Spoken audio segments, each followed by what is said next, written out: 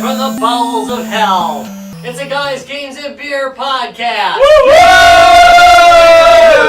Hooray and stuff. Okay, hey, we got beer court tonight. What do we got tonight, Travis? What did you say? What did you say? Wait. What are we supposed to do? We're doing beer court, Rob. Dun dun.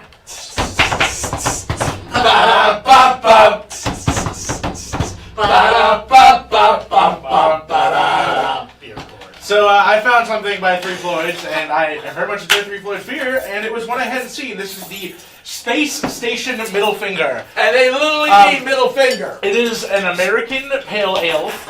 From the dawn of time, humans have looked to the sky for answers. Space Station Middle Finger replies to all from its eternal orbit.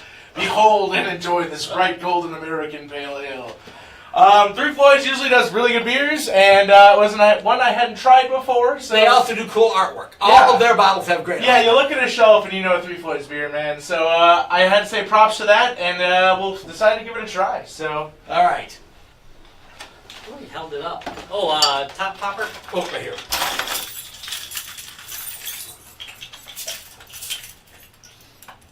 Space Station Middle Finger. Somebody wasn't paying attention. Hey, he's doing techie stuff over here. Yeah, I did something. Okay. it's not my favorite Three Floyd beer. Yeah, it's not my favorite Three Floyds either. I think But that's the thing, is Three Floyds just set the bar very high. Like, this is like Yum Yum, but worse. yeah. It's Yum Yum is another one of their like little hoppier ales. And here's the thing, it's just middle of the road. Yeah. There's nothing. It's good, but there's nothing special about this one. If you want a good IPA, it's a good. American Pale Ale, not an Indian Pale Ale. If you want a good American Pale Ale, it's a good. But is it anything I would run out of my way to get? Probably not. Maybe It looks fucking cool when you're drinking it. Yeah, the bottle alone. I'm not giving you the it's worth it for the bottle. it's middle of the road. Maybe that's why it's giving us the middle fingers. Like, all right, Fuck you. I'm fuck you and your expectations. All right, trying to drink this while giving the middle finger. Very nice. Travis, it's really easy. All right. I was thinking too hard. All right, let's pass judgment on this, gentlemen. I think it's pretty easy to pass judgment on.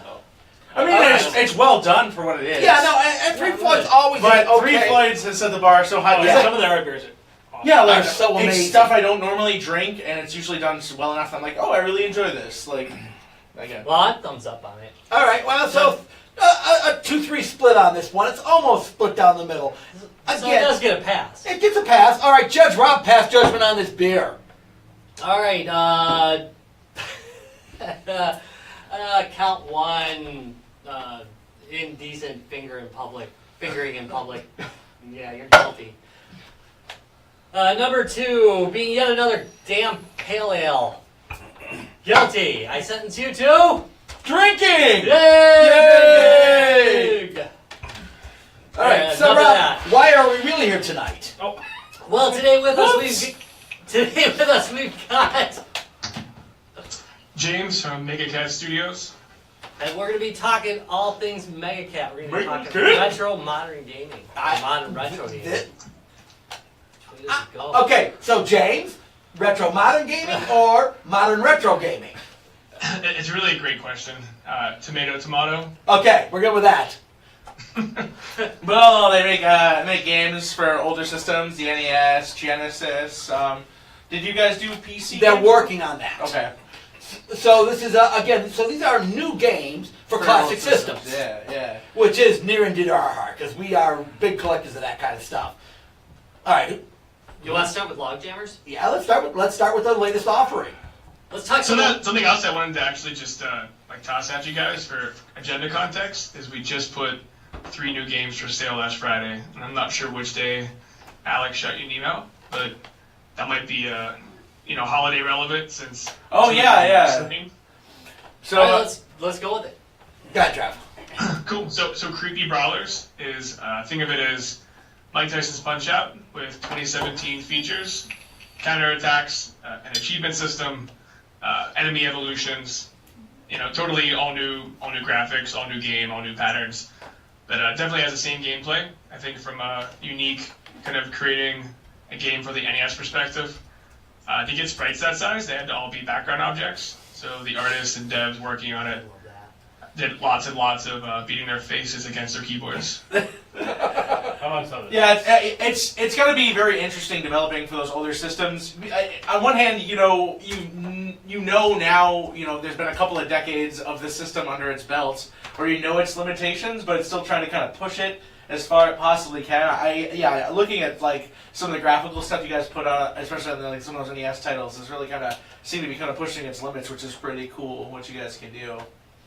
Yeah, I think all the tools that were in kind of commercial application during that era had tons and tons of headway into them. So comparing them to like the enthusiast community tools that are out there, definitely aren't like apples to apples. It's a whole different ballgame. But NES easily has the biggest homebrew community. It's also probably the most active and friendly. They genuinely want to see each other put new games out for their favorite console. Okay, gotta say, loving the cartridge on that Creepy Brawlers, by the way. That's another thing. But that's something I've seen with all of their games. It seems to be a really cool, cohesive package. It's not just slapped into some like repro grade cart. You guys really kind of took your time to make manuals and actually have this kind of nice individual display. Nice boxing, nice cartridge design. I assume you guys are putting quite a bit. By the looks of it, you guys are putting a ton of time into that. Yeah, so I think another one of the kind of unique differentiators is we've been doing contract dev as a company under a totally different name for a long time, unrelated to games. And we decided about a little more than a year ago, we're all like in that 25 to 35 kind of range. And if we're going to take a chance and do something of our own, we better do it now instead of later.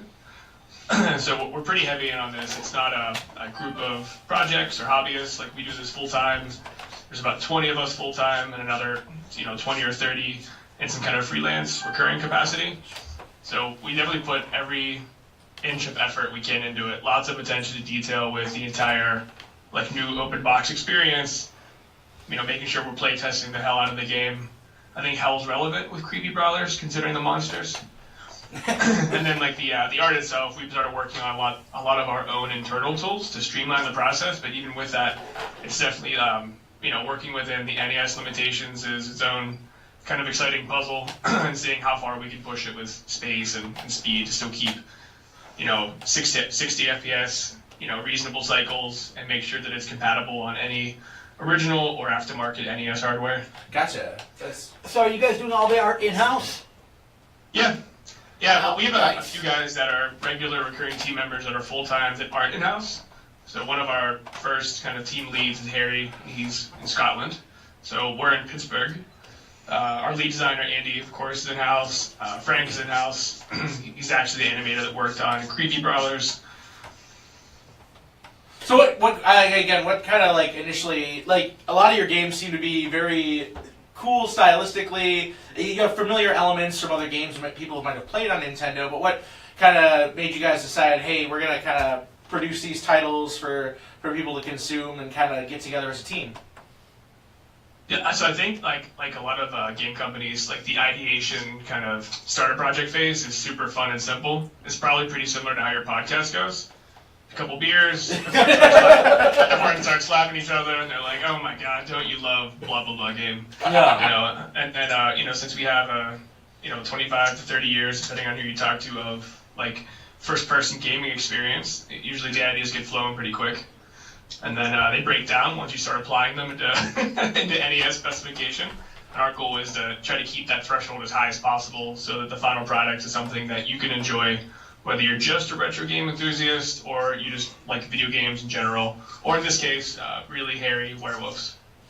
Yeah, I get it. Looking at the projects, you guys seem to put out a lot. Again, not the fact that I heard you guys just put out 3 titles just kind of around for the holiday season or whatever, the Halloween season.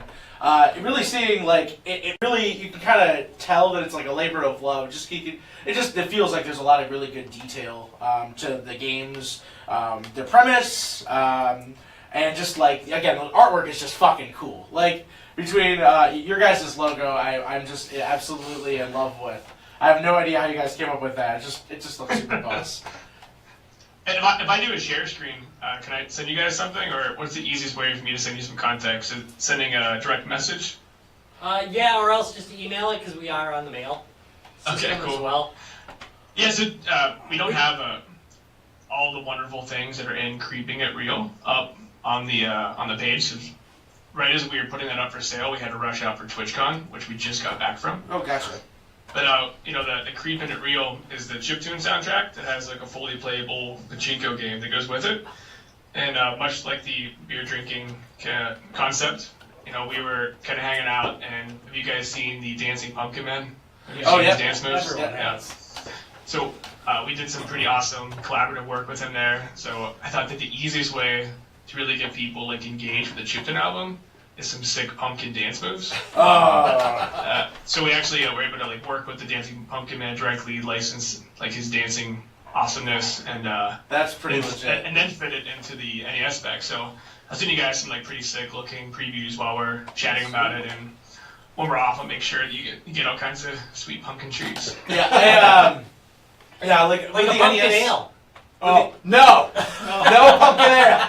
I do like the fact that you kind of threw like a little like pachinko game in there too, because like I have some of the other like NES kind of chiptune cards. Like I'm a really big fan of Anamanaguchi. I've got their NES album they actually made. It's really cool. It's very close to kind of like the demo scene of like the 80s and 90s, Amiga style. But it's just like seeing what people can produce graphically, and I honestly didn't realize that this was kind of like almost like a chiptune album with visuals. So that's pretty freaking cool that exists. And you got Dancing Pumpkin Man, which that pushes over the top. I have a lot of chiptune albums. Like every time I see one come out that plays on hardware, I just like buy it as like second nature. I just love it, right? And we were able to collaborate with guys. You guys are probably familiar with Dana Mulcanen. Yeah. So he did some feature tracks, and our chiptune guy has become like better and better, month over month. And I just loved the tracks that he did for Creeping It Real. So we thought that getting a little more life out of them and releasing it for people who just love Halloween, Nintendo, and sweet dance moves would be a worthwhile idea. So I've got. So you guys produce the actual physical cartridges. Do you sell these as in other forms? Yeah, so right now we're selling them just on the physical cartridges, but we do have our own encrypted emulator that will be repackaging them and doing like a PC Steam release coming up. Excellent. So that we're actually really just learning like our order of operations because we're not doing a really short, simple game. We're doing very full-featured, long dev cycle games, and you can't really patch a cartridge very effectively. We've tried that. And it just means lots and lots of incredibly expensive shipping. So, so right now, our goal is to make sure that everything we put out, since we have a little bit of a backlog, that meets our quality standard, which is as high as we can get it, and focus on the physical iterations first. And once all the thriving kind of collector community gets their fill, then we're going to do the digital releases after. Nice. So these will be available digital. So keep an eye open for that, people, because. Again, we will all buy the cartridges because we're all old-time hardware collectors. But and sick. That's a whole other issue. But it's nice for people who don't have an old NES or Genesis laying around. It's nice if they have other ways to get access to this. These are really good games. I mean, they play well. They fucking look cool. Like, They it's just really like do. They're eye catchers, man. Like you walk by somebody who's playing, I was looking at the Justice Duel with the 4-player adapter for they had the little sticker for, and like again, it's just like you walk past it and it kind of looks something like Joust-esque, but it's got like ridiculous power-ups and other stuff like that. But yeah, it's just like these look like very unique games. I just like. I mean, not a lot of games took advantage of that 4-player adapter back then. So for Justice Duel, that's a great point. It's like less than 1% of the NES library uses the 4-score. Yeah. And I think if we were going to create like an ethos, like pact of like who we are, what we do, I think the couch co-op is probably like 1, 2, and 3. Oh yeah. Like I just love like having the ability to physically assault a friend if I lose. The same kind of toxic air is also a really missed kind of passion of mine.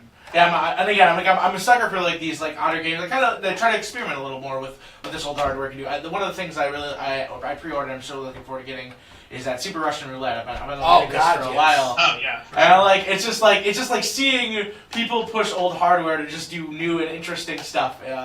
It's just like it just feels like you're almost in an alternate timeline. It feels almost like you get that new nostalgia kind of going for you. Like it's like you feel like a kid again because it's a new and exciting thing that you're just not used to playing. Well, that's it, and on a system that you played when you were a kid. Yeah. So all of a sudden it's like, oh crap, there's a new game. It's just like when you were a kid and got I got a new game for my NES. It feels very different than buying a new game for your Xbox. You God, know, and buying a new game for your NES is just I don't know, it just takes it right back. And none of that, it goes back down to, and I know you guys are going to put out digital content, but the cool thing is having that cartridge, having that box, having that book. I mean, and that's why the fact you're doing these packages like this, it really, to us, brings it home. There is that sense of physicalness to it. It's not, oh, hey, I'll just go online, go to the Xbox store, pick up this game, blah, blah, blah. Buy $30 worth of DLC. Right. Wait 10 hours for it to download. Right. Yeah, exactly. Instead, hey, I've got the cartridge, I plug it in, and I go. So. Can I get your, 10 seconds of showing you the attachments that I sent via Skype? I don't know if you guys are receiving them, like, live or... Are you getting them out? Yeah, I have to paste them over. We actually use, for your connection, we actually use a separate computer, so I transfer them over. I gotcha. Yeah, so we're going to get that pulled up right now. Infrared. laptops. Yeah, they got 246s bumped together. Right, they're just talking back and forth right now. So I sent you guys some of the compiled like screen cap animations from the Dancing Pumpkin Man. Yeah, I've got a dancing pumpkin. Both do enjoy and practice for your Halloween festivities, and then I showed you the some of the cool Gesso Stool screen caps to give you context for the story. So what you're paying as these kind of like a little bit of a nod to all the VR stuff. So one of the visuals is, if you remember, like there's like metal animals in front of the grocery stores that you put 50 cents in and they just vibrate for like 10 minutes. Oh, hell yeah. Well, I'm sorry. Whoa! Yeah, a little too excited about that. I thought we might share something else in our love for vibrating animals. Yeah, I'm pretty good with that one. I've heard people like the vibrating rabbit. We're in the future, and you have, you're on your like antique vibrating eagle, and you throw on your VR headset, and then when you're immersed like in the game, you're playing as famous, dead presidents who are like part mech. You got your mech eagles, you're dropping bombs, setting traps. Think of it as Joust meets Towerfall. So we definitely work to make sure we're keeping up frame rate really high, gameplay really high, with as much game feel as possible. So it's generally meant to be a 4-person couch co-op game. There is a 1-player mode with a pretty, feature-rich achievement system, plenty of levels to climb through and master your eagle skills in advance of insulting your friends. And then the Creeping It Real is that you have a screen cap of one of the pachinko screens. You can see what it looks like. So we have this kind of ugly skull that drops the candy. Pachinko occupies you while you're able to rock out, and you can flip over and watch the Dancing Pumpkin Man rotoscope his way to your heart. So, like, I mean, approximately how big is your team? You guys seem to be kind of working through a lot of projects. I would say that a good visual is like, imagine a balloon that's like super packed full of it. Oh, you cut out. It pops! No! Don't touch that. I didn't touch. I didn't.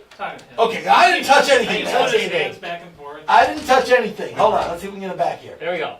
Hello? Nope. We're sorry. We lost it. No. We popped the balloon. Died too young.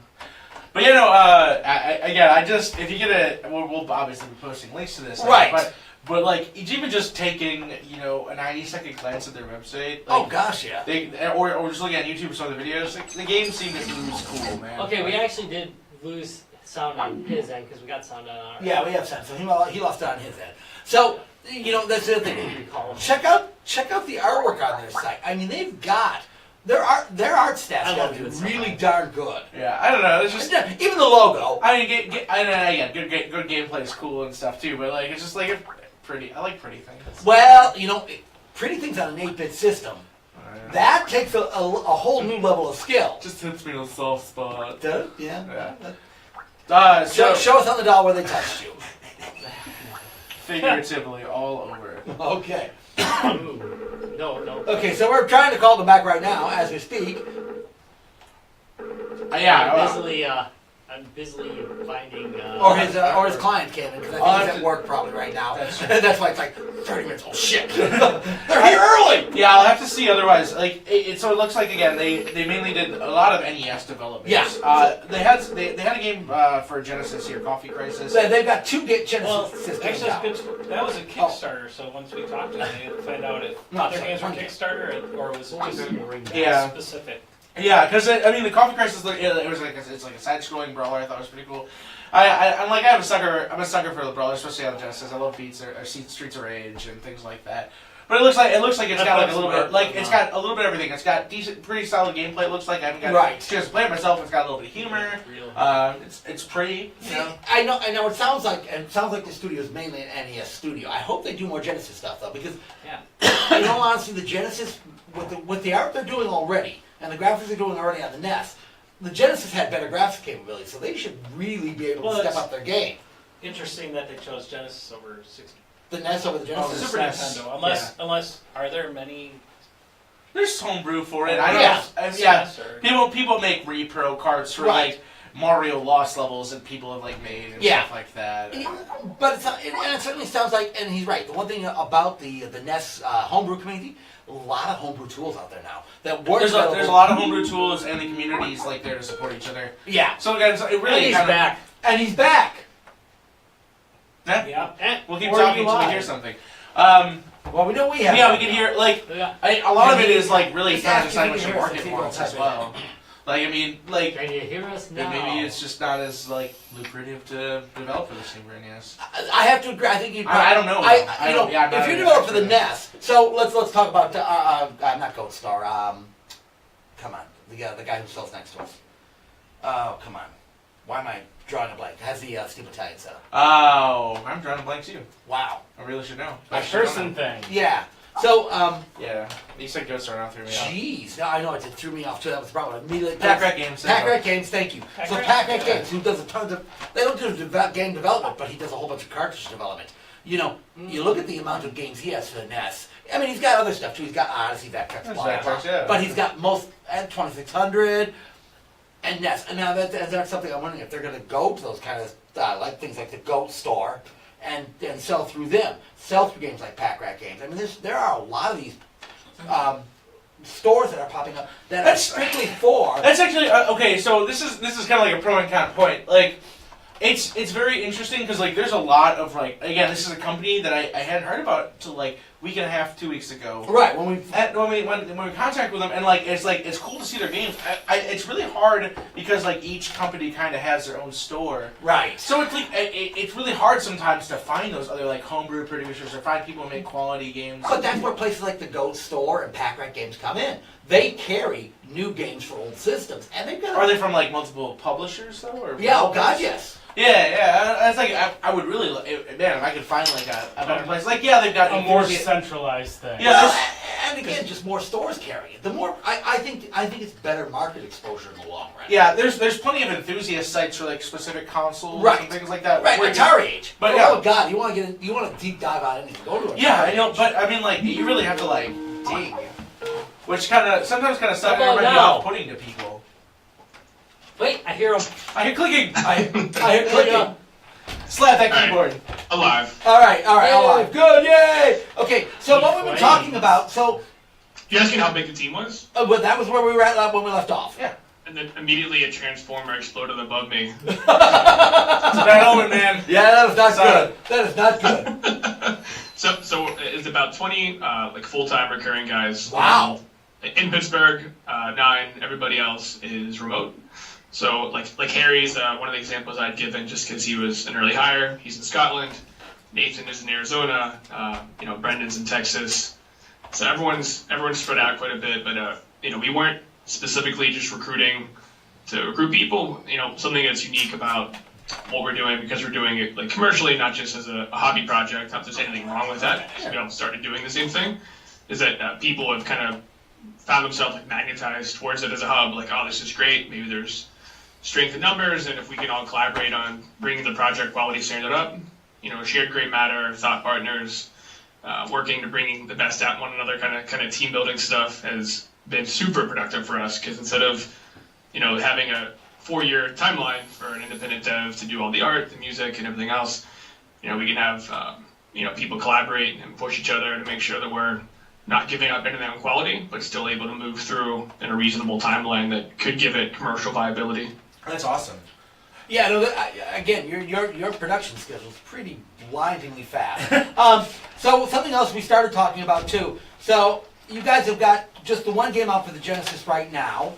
We have some really cool stuff coming for the Genesis. All right. I'm super hyped about because it's I don't want to throw too many things at you at once, but I grew up with the Genesis first, and I got an NES handed down to me at the same time that as an SNES from like a cousin, and of course I found all these new genres that I loved on the Super that weren't on the Genesis, but I grew up with the Genesis first, so I have a little bit of I'm definitely partial to the Genesis, and I probably always will be. Yeah, we're gonna agree. I'm gonna agree with you on that one. So the thing and again, seeing the amazing work you're already doing on the NES, the Genesis has got more capability, graphics. I imagine you guys are cranking into that.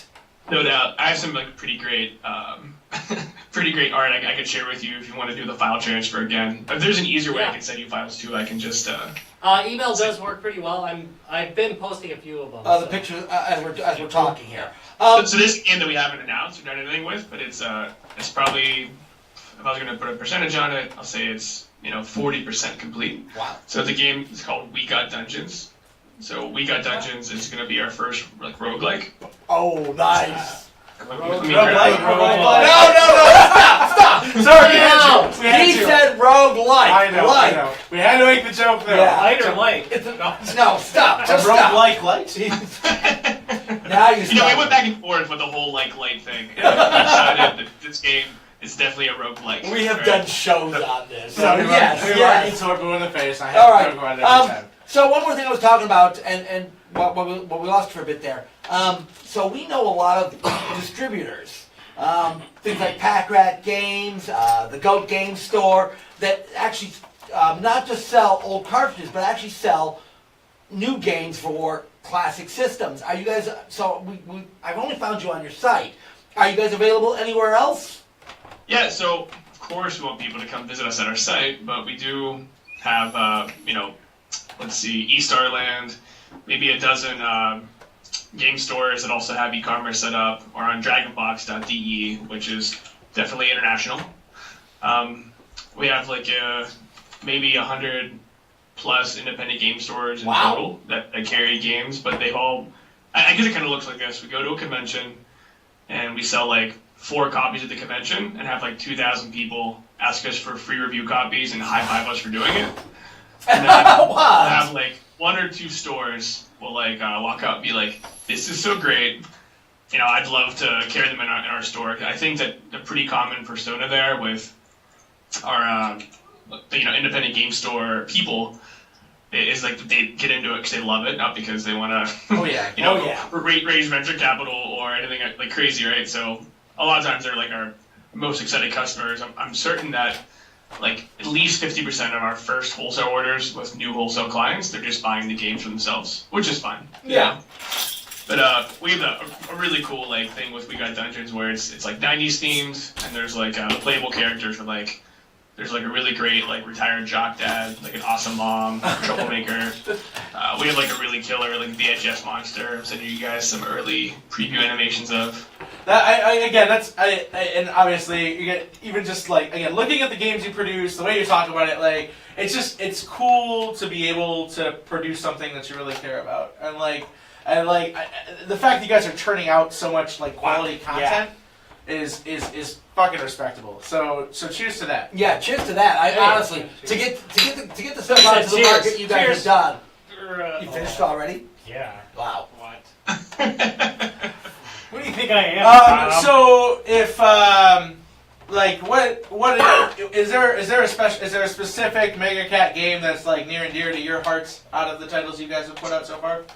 Yeah, so the reason we end up having such a broad scope of simultaneous projects is whenever people come to us, usually it starts with I cannot wait to do ABC, whatever project they heard about, and then they'll say, it would be awesome. I've always wanted to make a etc. game, and then next thing you know, we end up adding a team member, adding a project, adding a thing. But I'm specifically, like, personally really excited about the games we just released for Justice Duel and Creepy Brawlers. So I love couch co-op, and there aren't enough 4-player Nintendo games. The Analog and the ABS both have, Those native out-of-the-box 4-player stuff. Right. So we want to make sure we're keeping those player 3 and player 4 ports warmed up. We don't want to keep them all dusty when they're new, So we definitely have a cool title there that should keep people like moving, and with the gameplay being very quick and responsive, I think it'll be surprising for people who play it that it's playing on the NES. And then Creepy Brawlers, I love Punch Out. I love monsters.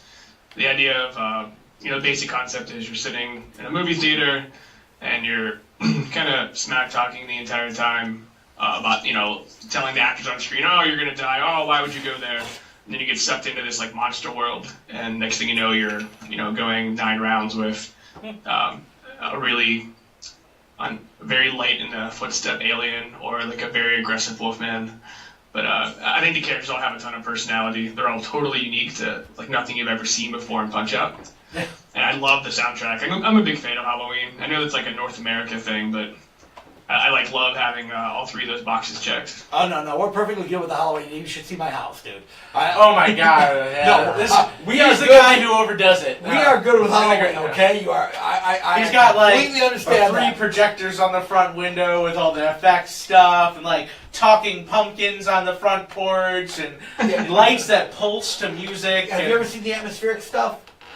I love it. Yeah. I love it. Their stuff is brilliant. We go great guns with their stuff. But okay, I'm back to topic. Sorry. I know you love Halloween. He said I he loves just Halloween. sent you Okay. guys an email that has a ton of We Got Dungeon stuff. If you want to see, you'll be the first like exclusive people to see We Got Dungeons anything outside of the building. I like roguelike. Fancy. Yeah, again, you got 2 things near and dear to my heart: roguelike And 90s and references. Genesis. Oh, and 90 references too. But I'm sorry. I'm a '90s kid. I'm sorry. Yeah, I really like Genesis games. I think there was so much good content on that system, and new content, all the better yet. So, are there?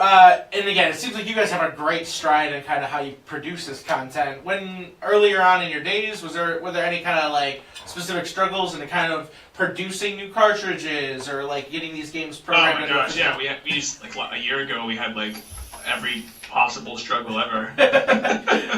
Yeah, I mean, I'll give you the short version. So we actually it's short, but I can make it long because it like makes me want to die. it just So, feels like an eternity. So we're all like, we know we have like the capabilities, and we've been talking about taking this jump off point. And every year there's a an event that we put on in Pittsburgh, the Pittsburgh Retro Gaming Convention, and we donate all the proceeds, so all of it, 100%, to the Children's Hospital of Pittsburgh. Awesome. We will have a link to that on our site. That's always been our kind of like easy way to keep in touch and do something retro gaming related. And we did it, and we were just chatting afterwards about what we could do differently. And we're in Pittsburgh, so there's potential for incredibly like horrible snow, and there was. So we're sitting there with the vendors that came, and one of the vendors that showed up was a company called Black Forest Coffee House. And so imagine like all the trouble that a small business has, but then imagine that they're metal themed and they're in like a bad part of town. So that's Black Forest Coffee House. So I like the whole scene, and I feel like I really like clicked with Nick, the owner.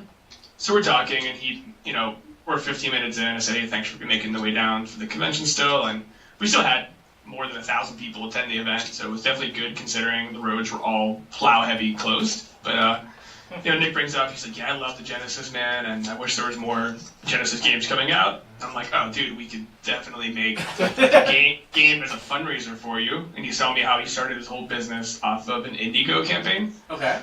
I'm like, that's pretty amazing. Not only did he open a small business, but he was able to keep it in business, with some runway for a couple years after the Indigo campaign. Wow. So I'm like, this would be a cool way to cross promote, and we'll launch what we do. And we initially created this pretty narrow scope of like what game we were going to make, what genre, and how it was going to look. And then once we're 2 or 3 weeks into it, we got to this whole, anyone who's done freelance before knows what this feels like, is like managing somebody's expectations.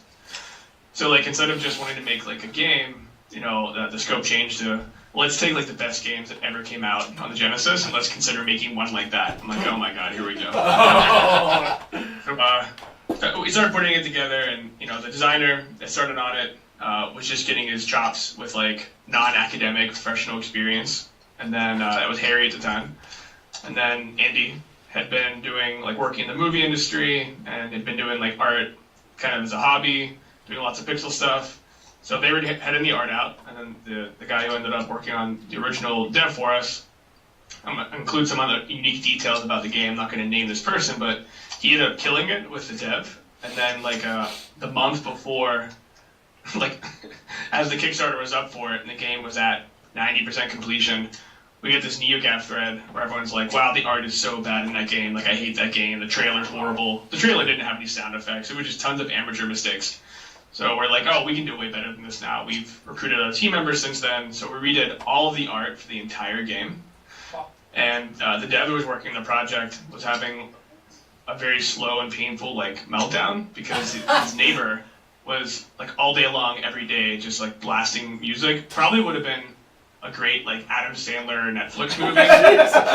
Yeah, all day he was just torturing like the dude working the project. So we're like, a week out from finishing the Great Kickstarter. Adam Sandler movie. I mean, a great for an Adam Sandler Netflix movie. Had to clarify that. For the other ones. You're telling me if you line up the other Adam Sandler Netflix movies and there's one about someone failing a Genesis game, that wouldn't be better? So he's working the game, and maybe a week now out, he messaged me and he's like, "Hey man, like he's in Finland. He's like, I can't do this right now. I need a break. Like I can't handle my neighbor. He's ruining my sleep schedule. I'm sorry for any issues it's gonna cause you, but I'm gonna be gone for about a month." I'm like, oh man, like we definitely just set the delivery deadline for that, and I'm like, oh, people will understand on Kickstarter. Yeah. I want to say some of them definitely did. And some of them definitely didn't read the updates, and they were just sending us hate mail, which is okay. That happens, So at this point, we tried handing off this code base to like 2 or 3 other devs that we either already worked with previously or were just starting to work with. And as you can imagine, you can't just like throw an ad up and have someone who's worked on a Genesis game appear unless they're like in their late 40s minimum, right? And so we go through all this like crazy trying to get other people to work on it. And we got someone local who had some Genesis experience, but didn't have access to the custom tools that he was using in Finland, and didn't have any experience actually shipping a game. So then it became this like balancing act of like, how can we not make people upset and still find a way to like put the game out that we thought we'd be able to put out. So we shipped the game. And I think that 50 to 75% of the people that got it were like super hyped about it. And then we got our experience with our first like hate video. And we were like, oh man, like I feel like if someone knew the context of this, like we absolutely like would have given this guy like a double refund, like, and given him a rain check. And that's when we decided we would never put out a game. We'd rather put out a game late forever than ever put a game out that was subpar. So what we ended up doing with that game was finishing it the way we wanted. We added some charge attacks, finished the rest of the assets we wanted, and accepted a couple $1,000s of returns, and changed and upgraded the games because our long-term reputation and like who we wanted to be and what we wanted to bring into the retro gaming community, since we are all like active members, we love it. That is much more valuable to us than like one-off projects. So we just took the dive on that one, and everyone's been incredibly happy with the second copy. It's been consistent every week that they leave the building with lots of happy customers. We're incredibly thankful considering what we went through with it, but there was many months in between of just pulling our hair out, like just totally insane, because jumping into retro dev is already challenging, but then doing it without all these killer like custom tools that don't talk to each other is almost impossible. So yeah, that was our like growing pain experience, and it's since then shaped everything we do, because congratulations on making through it, and again have not killed each other yet. Yeah, so that's good. I mean, and it's even like, staying in the industry after all that crap. Yeah, when you're in the thick of the weeds, it's really hard to imagine like what are we ever going to do if ABC doesn't happen or XYZ, and we were able to just refocus, look at the big picture, and get it done as a team. And then of course the person who was originally working on it came back, finished the tools, helped us finish the rest of the stuff, and every game since then we've created what any other game or software company should have, and it's brand style guides, forcing everyone to use GitHub, tons of Slack integrations to make sure documentation is there, it's detailed, and if someone would be hit by multiple types of lightning, like slime lightning is really terrifying for me, anybody could conceivably pick it up and keep moving forward with the project. And props to you guys for again going that extra mile to make things right. Right. That's cool. And developing a system. So again, it's not just a bunch of people working independently. It's truly a collaborative effort. See, that's what I was afraid of. That's I see some of these developments. I know, Rob, this is going to be a little bit of a tangent, but I'll keep it quick. I Q-World, man. Q-World. You got me into Q-World 3 years ago, and it was it had development, and we're we're going to have updates, and we're going to blah, blah, blah, and I bought it, and then... That went to crap. Silence. Right, but that's what happens when you have a single developer, or a small team that's not, again, a larger team, lots of communication. Funny, I just re-downloaded that. It's still a great game. Oh yeah, it just stopped. Yeah. But for them, they had to produce a physical cartridge and right. everything. Which is a lot more work, and they still did it. He can't just send an update to your cartridge right. without physical. So that brings up my question. So I'm a bit of a hardware guy. Are you guys doing your hardware in-house, or are you shipping that out? We do everything in-house. The only thing that so anything that we can do, we definitely do. So we're able to get, we have a killer gang programmer that we found broken in Taiwan eBay. so it does 8 at once instead of just one. Nice. And we have the same 2 or 3 guys that'll, when it's game making time, sit down and pound it out. In fact, it's definitely something that Andy's been doing for a solid 12 plus hours now. He's over there currently just Hi, Andy. Hi, Andy. Probably wish he could shove that soldering iron upright, do some business in his face.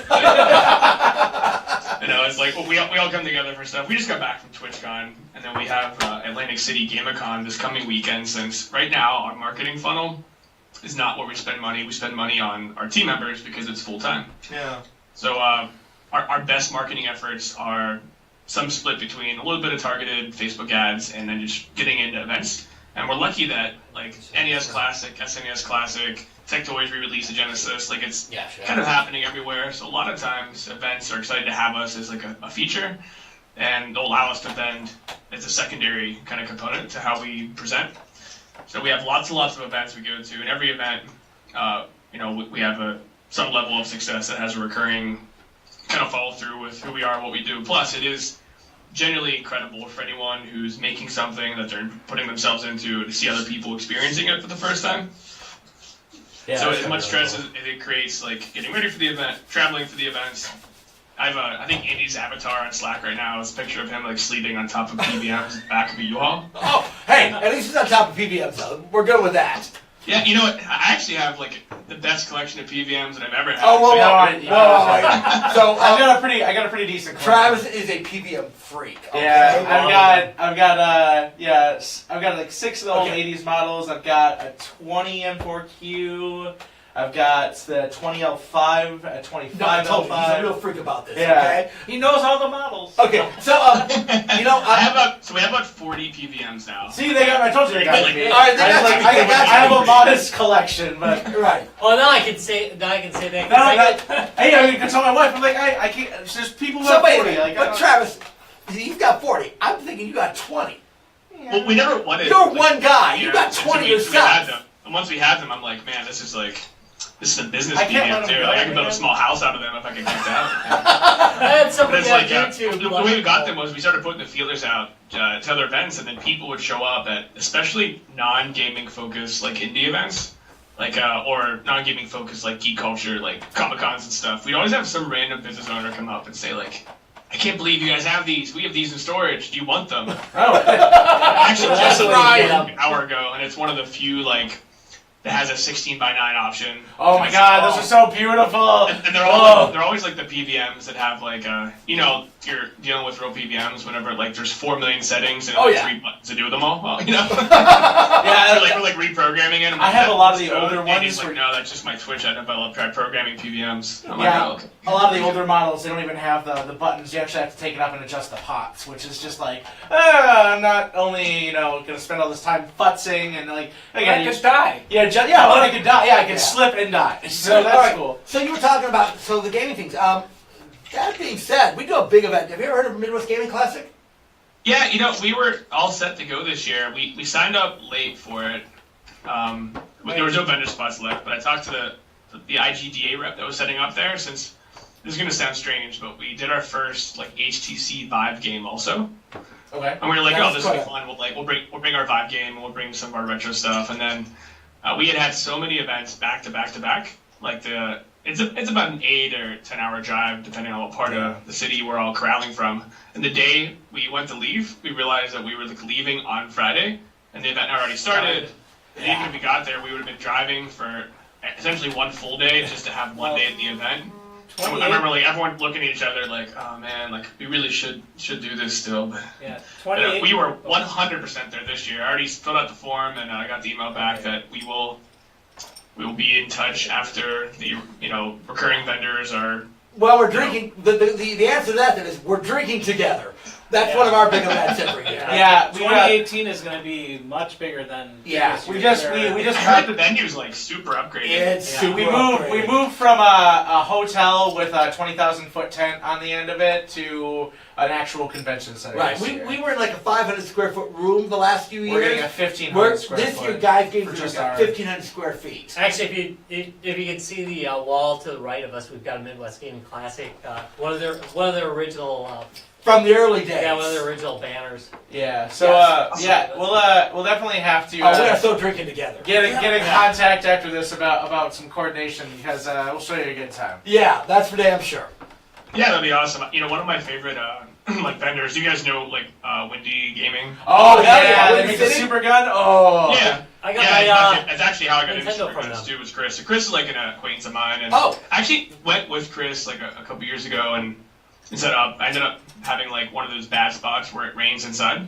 That was that tent. That tent was not. Was good. not a It was definitely that was whenever I was just selling my own stuff, and it wasn't the same. So Yeah. now that we have a team of business, all kinds of other stuff, we're definitely heavily focusing on a couple key events, and I hope that we're able to get a good vendor spot, and we'll be there. Yeah, well, again, we will definitely, if there's anything you need, contact our group. We are deeply involved in that. Yeah. Cool. Yeah. Well, I definitely want to have a PVM conversation with your PVM expert. Oh. 'Cause I have, Oh, for sure. We'll have a bitch load of them there, trust me. Oh yeah, I was gonna say. I had an episode on my YouTube station where I just showed the PVM. It was in the background. Oh, you got a PVM? And I'm like, yeah, I know this guy. Yeah, I've started branching out. Again, there's so many other great quality monitors. We can talk about some other episode, but it's just I mean, the PVMs are the easy go-to, but there's plenty of other great monitors out there that get the job done.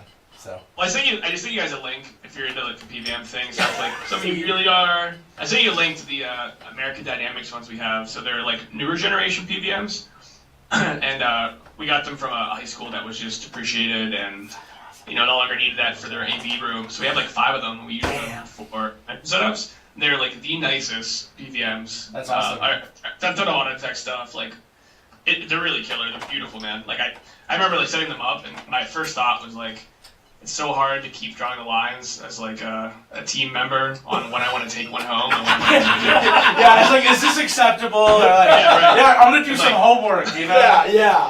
Yeah, but we were just going over how we're laying out the house that I'm renovating with my wife, and I just kept thinking maybe instead of a custom game case, I can just have all these PVMs living together. I legitimately daisy chained mine up like a '90s Best Buy or a Best Buy display. So legitimately, I've got this the same thing running 6 monitors on a wall, just so you can. I love it. Yeah, it's a lot of fun. All right. We actually brought some of those really small portable ones. I know we were moving on from this, but the small portable ones, I bought some of the batteries off of eBay, and I had them strapped to us for Yeah, an with those event. porta braces, those are cool. Yeah, I mean they were used for video production. No, I know that. I know. I keep Okay, we are deep diving here, guys. Welcome Yeah, to this is PVM Talk with Guys Games. So this is James from PVM Lover Studios. All right. So I think, Rob, we should probably let him. Yeah, cool guys. I He's got appreciate company coming you in. taking the time to have me on. Okay, no, so before you go, do your job. All right. So one more time, if people want to find you on the web, where can they find you at? MegaCatStudios.com. Correct, and they are listed. They've got a great Facebook page and a great Twitter presence. Make sure to check them out on both of those sites as well. We'll have links on our website to theirs. That's Cool. true. Awesome. Thanks All right. again, guys. Again, thank you It's so super much. pleasure talking with you, man. We will see you at MGC. Yep. Cool. Definitely. Free beer in our room. Yeah, free beer in our room. Pretty much all hours. No, really. And I'll be running like We 80 do hours need free of beer in our Starcade, room. so- Yeah. 80 hours. All right. Rob, why don't you go ahead and take us out? All right, well, thank you all for watching Guys, Games, and Beer. You can, of course, check us out at www.guysgamesandbeer.net. On Facebook, if you want to join the row, at www.facebook.com. I like that look, Tyler. /Guys, Games, and Beer on YouTube. www.youtube.com/Guys, Games, and Beer. And, of course, every podcast aggregator on Earth. And a couple weeks from now, we've got a big old show. We're going to be over at Gamehole Con. We're going to be live. Can I put it in your game hole, baby? Look, if you have not been to Gamehole, you need to go there. It's in Madison, Wisconsin. It is, trust me, it's Gen Con coming up. They're fifth year. Every year they get bigger and bigger, and fucking better kick-ass. and better. This Period. thing is an amazing show. We are going all out this year. Not only will we be broadcasting live from the show, as Giving we you great always have, interviews. and getting amazing interviews, we are going to be running a Full Steel Battalion setup, man. We got Oh, yes. Yeah, we're going to be running the 10 rigs. We're going to be having them all networked together. We'll be teaching people how to play. It'll be a nice, full, immersive experience.